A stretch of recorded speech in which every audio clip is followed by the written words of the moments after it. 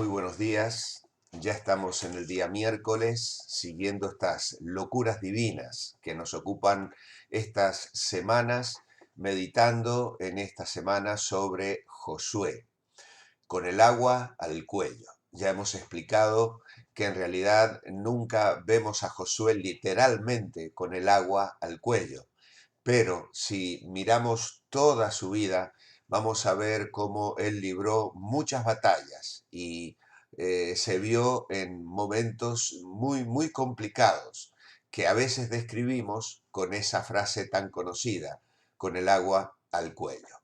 Ahora bien, en esta mañana vamos a estar meditando en la promesa del reposo en base a Josué 1, 11 al 13. Y también tenemos unas lecturas interesantes en el Salmo 95, capítulo 95, versículos 10 y 11, y también en Hebreos, capítulo 3, versículos 7 al 11, donde se cita el Salmo 95 y donde se anima al pueblo de Dios a no caer en la rebeldía, a no caer en buscar sus propios caminos y de esta manera no entrar en el reposo que Dios nos quiere dar. Vamos a recordar la idea principal de esta semana. En la batalla espiritual que libramos los cristianos, debemos esforzarnos y ser valientes, porque no triunfaremos sin luchar ni alcanzaremos la victoria sin sufrir oposición. Toda conquista exige un sacrificio. Hay un reposo al cual Dios nos llama y que en un sentido ya nos ha sido dado.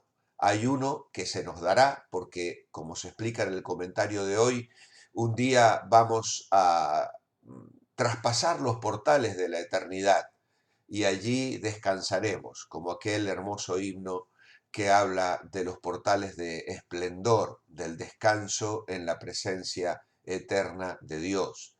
Pero también hay un reposo que tiene que ver con vivir haciendo la voluntad de Dios en nuestras vidas. Y para eso tenemos que poner en práctica, como hablábamos ayer, la ley del pie, es decir, confiar en el Señor, vivir en comunión, vivir en dependencia, aferrarnos a la palabra de Dios para conquistar aquello que el Señor quiere darnos. Pero además de la ley del pie, está lo que hemos llamado la ley de los 3 días. Nos dice aquí que Josué mandó a los oficiales del pueblo diciendo: pasad por el medio del campamento y diciendo, mandad al pueblo diciendo: preparaos comida, porque dentro de 3 días pasaréis el Jordán para entrar a poseer la tierra que Jehová vuestro Dios os da en posesión. Aquí tenemos una palabra clave que los oficiales debían repetir al pueblo y era: preparaos, preparaos. Tenían 3 días para prepararse. Aún caía sobre ellos el maná, pero ya no les estaba prohibido comer de los frutos de la tierra de Moab, donde se encontraban acampados, y debían llevar provisiones, tiendas, ganado, frutas y granos de la tierra para avanzar, porque es imposible estar en pie sin alimentos. El enemigo es fuerte y no podemos ir con hambre, no podemos presentarnos delante de ellos desnutridos. Por esto la primera orden fue la de preparar comida. Por eso la pregunta que quiero dejar contigo esta mañana es: ¿de qué te estás alimentando? Nuestra vida espiritual debe estar bien nutrida si queremos conquistar, si queremos avanzar, si queremos tener victoria en nuestra vida cristiana. Cuando el Nuevo Testamento describe la iglesia como el cuerpo de Cristo, y siendo él la cabeza, obviamente la idea de nutrición está presente. En Colosenses capítulo 2 y versículo 19 dice: y no haciéndose de la cabeza, en virtud de quien todo el cuerpo, nutriéndose y uniéndose por las coyunturas y ligamentos, crece con el crecimiento que da Dios. la idea de estar nutrido sugiere un abundante suministro. Es decir, en Cristo nosotros encontramos el alimento espiritual que necesitamos individualmente y que necesitamos como iglesia para estar fuertes, para crecer, para poder avanzar y para poder conquistar. Y esa es la visión del hombre de Dios que quiere llevar a otros a la victoria. Es decir, si como líderes, como ancianos, como pastores de la iglesia no tenemos esta visión, pues nos estaremos equivocando diametralmente. Necesitamos equipar al pueblo de Dios. Necesitamos desafiar permanentemente al pueblo de Dios a que se alimente espiritualmente. La contra de este ejemplo de Moisés la encontramos años más tarde en Saúl, cuando frente a una batalla él ordena que nadie coma, en una insólita forma de estorbar una victoria que hubiese sido mucho mayor.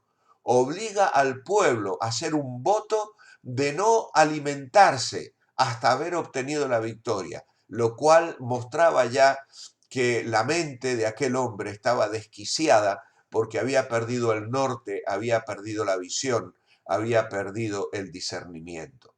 Así que como líderes, como pastores de las iglesias, tenemos que alimentar al pueblo de Dios y animarles a que se alimenten. Nunca dejar de exhortar a ir a la palabra, de estar en la palabra de Dios día tras día, porque esa es la labor principal a la que Dios nos llama. Preparaos comida porque dentro de 3 días. Y aquí viene entonces la ley de los 3 días de espera. ¿Por qué esperar 3 días? Bueno, para confirmar en sus corazones lo que harían. Por un lado, se estaban separando de la vida anterior, es decir, estaban abandonando un peregrinaje de 40 años. Muchos de ellos habían sido jóvenes de 18, 19, casi 20 años cuando sus padres se rebelaron contra Dios y vieron a esa generación ser sepultada en el desierto. Ahora ellos que vivieron durante 40 años en el desierto van a dejar esa vida para entrar en una vida diferente.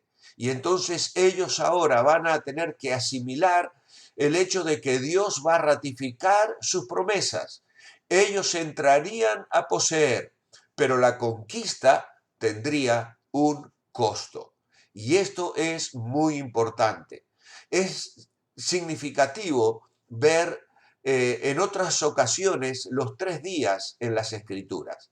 Por ejemplo, Abraham en Génesis 22:4 dice la Escritura que alzó sus ojos al tercer día y vio el lugar de lejos, que era el lugar donde había de levantar un altar para sacrificar a su hijo Isaac.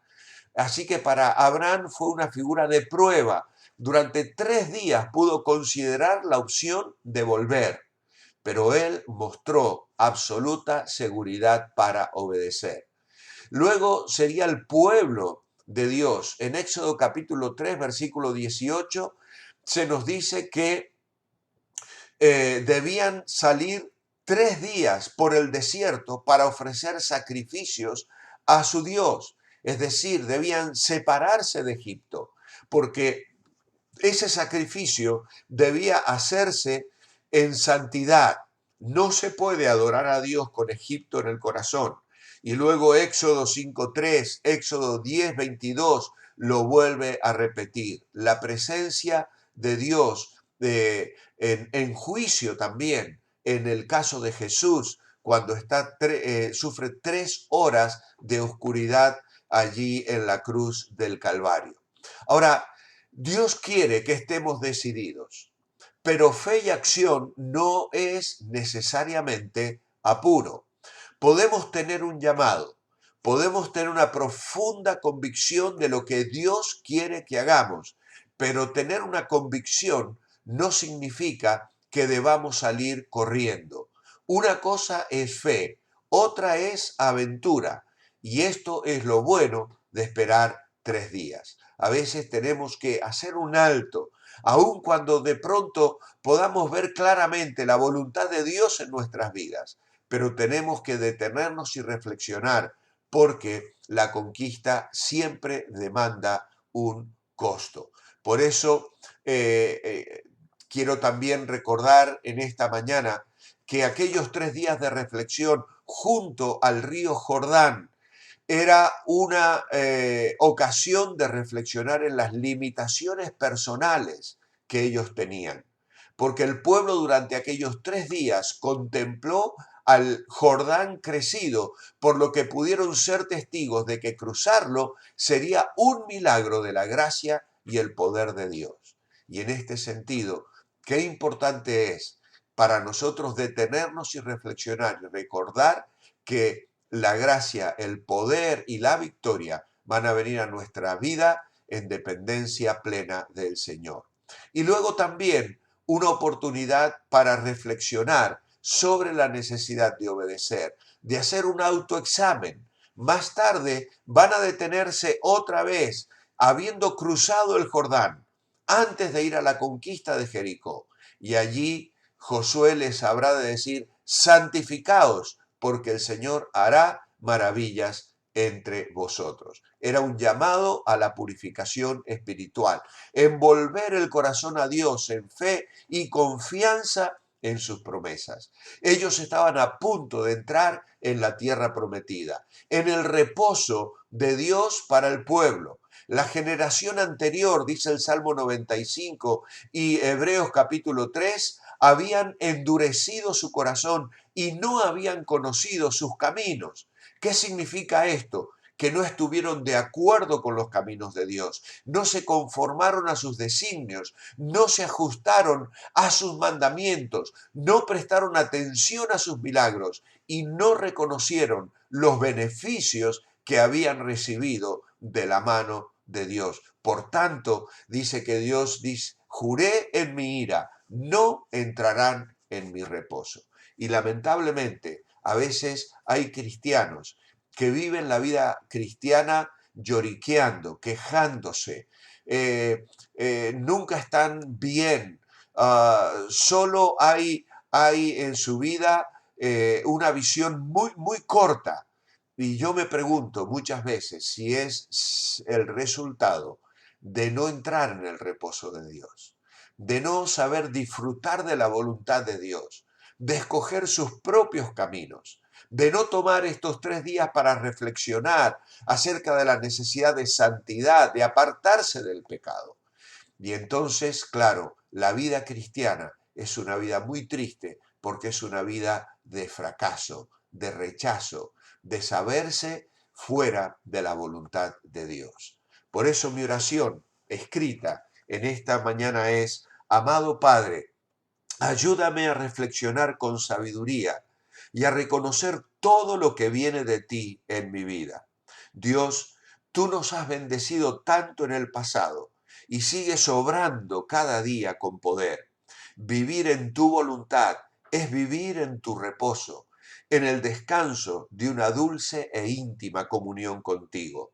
Mientras llega el reposo del cielo, que mi alma descanse en ti hoy. Que el Señor nos bendiga y esta reflexión la aplique a cada una de nuestras vidas y de nuestros corazones.